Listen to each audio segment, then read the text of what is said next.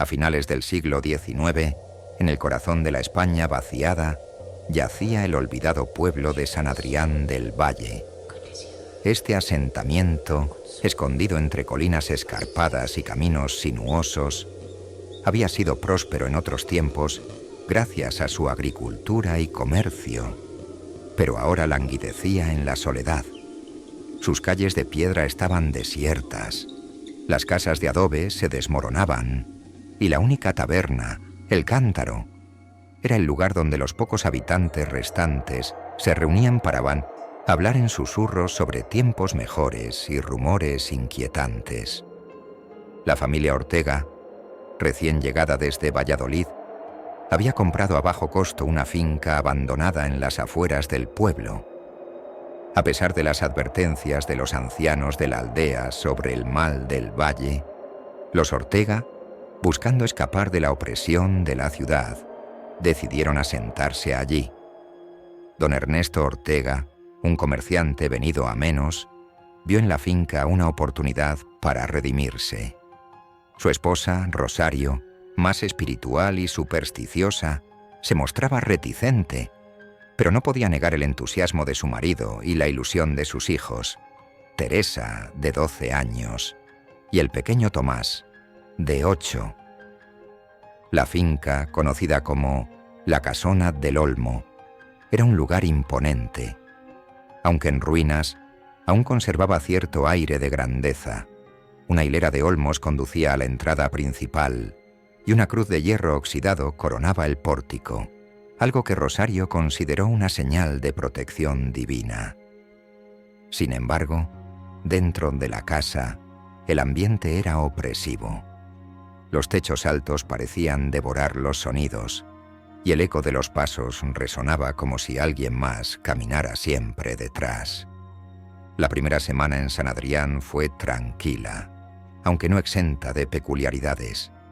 Los vecinos, aunque pocos, eran cordiales pero reservados. No querían hablar de la historia del pueblo ni de la finca.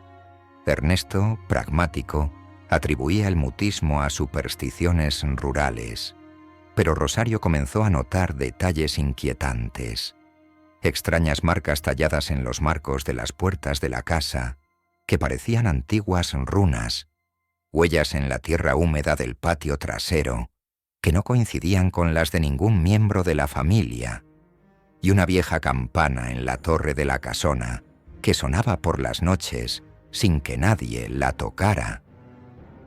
Un día, mientras Rosario limpiaba una alacena, encontró un diario empolvado escondido detrás de una tabla suelta.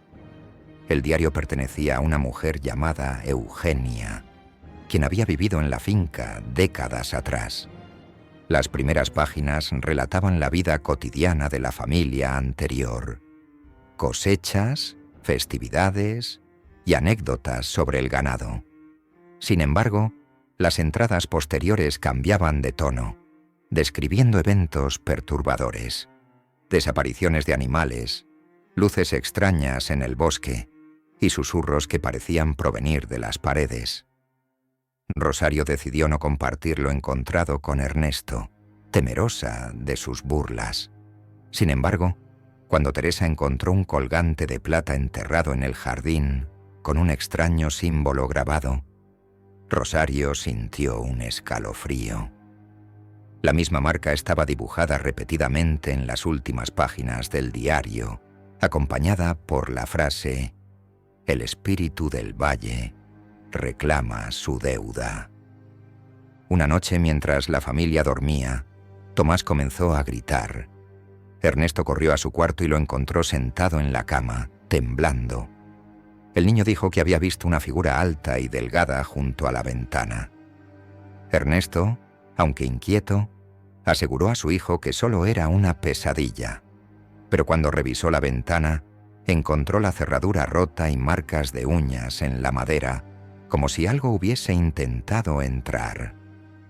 Rosario, cada vez más asustada, intentó hablar con los aldeanos, pero sus preguntas solo generaron miradas esquivas.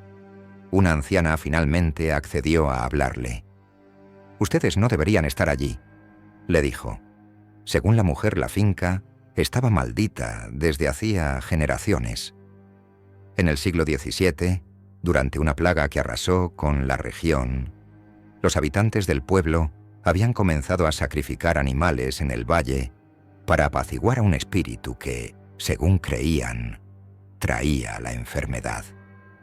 Pero cuando las ofrendas no fueron suficientes, recurrieron a algo mucho más oscuro.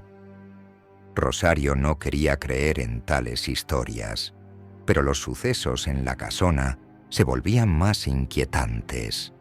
Ernesto se convencía de que alguien intentaba asustarlos para que abandonaran el lugar, tal vez para reclamar la tierra.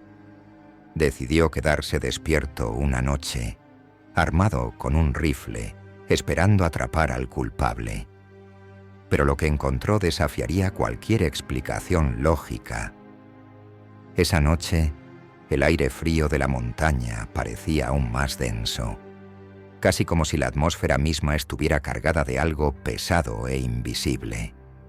La luz de la luna apenas iluminaba el patio trasero de la finca, donde Ernesto se encontraba agazapado tras una ventana, vigilando el jardín. La casa estaba en silencio absoluto, incluso el viento parecía haberse detenido. Solo el retumbar lejano de los truenos anunciaba que una tormenta se aproximaba.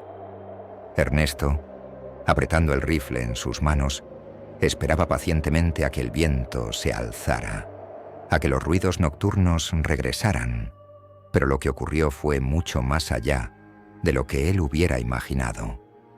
De repente, la puerta del jardín trasero se abrió lentamente, como si alguien la empujara desde el otro lado, pero no hubo ruido. Ernesto, cegado por la ansiedad, se levantó con rapidez, esperando ver alguna sombra moverse entre los árboles. Pero no vio a nadie. La puerta de hierro oxidada estaba abierta por completo, sin señales de haber sido tocada. Fue entonces cuando escuchó algo extraño, una respiración profunda, como si algo estuviera cerca, algo que respiraba con esfuerzo, como si estuviera herido. Se giró hacia el rincón donde la oscuridad era más densa, pero no pudo ver nada. El frío aumentó de repente, como si alguien estuviera junto a él, respirando en su cuello. En un arrebato de valentía, Ernesto decidió entrar al jardín y enfrentarse a lo que sea que estuviera acechando. Caminó hacia la puerta abierta, pero a medida que se acercaba, el aire se volvió más espeso, más pesado. Podía sentir cómo su respiración se volvía más difícil. Dio un paso tras otro, con la sensación de que algo lo observaba. El aire comenzó a oler a tierra mojada y a algo más, algo metálico. Cuando alcanzó la puerta, se detuvo. El jardín estaba completamente vacío. No había ninguna figura extraña, pero el silencio era absoluto. No había sonidos de insectos ni del crujido de las ramas del árbol. Entonces, un ruido repentino rompió la quietud. Un crujido proveniente de las paredes de la casona. Ernesto se giró y, por un instante, pensó que había oído algo detrás de él, pero cuando se volvió, no vio nada. Fue en ese momento cuando escuchó la risa, una risa baja y temblorosa, como si alguien estuviera respirando pesadamente mientras se reía de forma macabra. La risa parecía provenir de lo más profundo de la casa, desde la vieja bodega del sótano. Ernesto no lo pensó dos veces. Corrió hacia la entrada de la casa, subió las escaleras con rapidez, como si algo le estuviera pisando los talones. Cuando llegó al pasillo, la casa ya no parecía la misma. Los pasillos, antes conocidos y familiares, estaban más largos de lo que recordaba. Las paredes parecían moverse ante sus ojos, y las luces de las velas, que siempre encendía antes de acostarse, parpadeaban sin control. El retumbar en el suelo se había vuelto más fuerte, casi como si la tierra misma estuviera temblando. La risa siguió, ahora mezclada con una especie de susurro bajo, como si alguien estuviera hablando, pero las palabras se desvanecían antes de que pudiera entenderlas. Decidió bajar al sótano, convencido de que allí encontraría la respuesta. No era un lugar que hubiera explorado mucho, ya que la puerta de acceso estaba cerrada con un candado viejo y oxidado. Sin embargo, esa noche, el candado estaba abierto. Algo lo empujó a abrir la puerta, como si una fuerza invisible lo llamara desde el interior. Al bajar las escaleras, el aire se volvió aún más denso y la humedad en la piel se hizo insoportable. La luz de la vela titilaba en sus manos, proyectando sombras extrañas en las paredes de piedra, sombras que se movían sin un cuerpo que las sustentara. Cuando llegó al fondo del sótano, encontró un pequeño altar en el centro de la habitación. Al principio pensó que era una construcción extraña de la familia anterior, pero al acercarse más, notó algo aterrador. El altar estaba cubierto de sangre seca y las paredes alrededor tenían símbolos extraños tallados en ellas, símbolos que no reconocía. La sensación de estar siendo observado se intensificó y una presión insoportable se acumuló en su pecho. Antes de que pudiera retroceder, la risa se intensificó. Esta vez, la figura de un hombre apareció de la nada, encapuchado y con una túnica negra. Su rostro estaba cubierto, pero su presencia era indescriptiblemente aterradora. Ernesto intentó gritar, pero su voz se apagó en su garganta, como si algo le estuviera oprimiendo las cuerdas vocales. El hombre avanzó hacia él con pasos lentos, pero cada vez más seguros. Su presencia era fría, y cada paso que daba hacía que la temperatura del sótano descendiera aún más. El hombre levantó la mano, y en ese momento, las luces de las velas se apagaron por completo. La oscuridad se apoderó del lugar, pero Ernesto podía sentir la cercanía de aquel ser, como si estuviera a su lado, respirando junto a él. La sensación de frío era insoportable, y en el aire se podía percibir un peso, una especie de densidad que aplastaba su pecho. El hombre, que no decía palabra alguna, levantó la otra mano y señaló el altar. En ese instante, Ernesto comprendió algo aterrador. El altar no solo era un objeto de culto, sino un lugar de sacrificio. Un sacrificio que debía cumplirse. De repente, una fuerte presión en el estómago lo hizo caer de rodillas.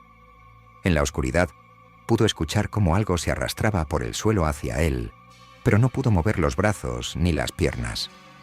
Algo lo estaba sujetando. No podía ver nada, pero, en su mente, una imagen aterradora se materializó. Su familia, uno a uno, siendo sacrificados en el altar.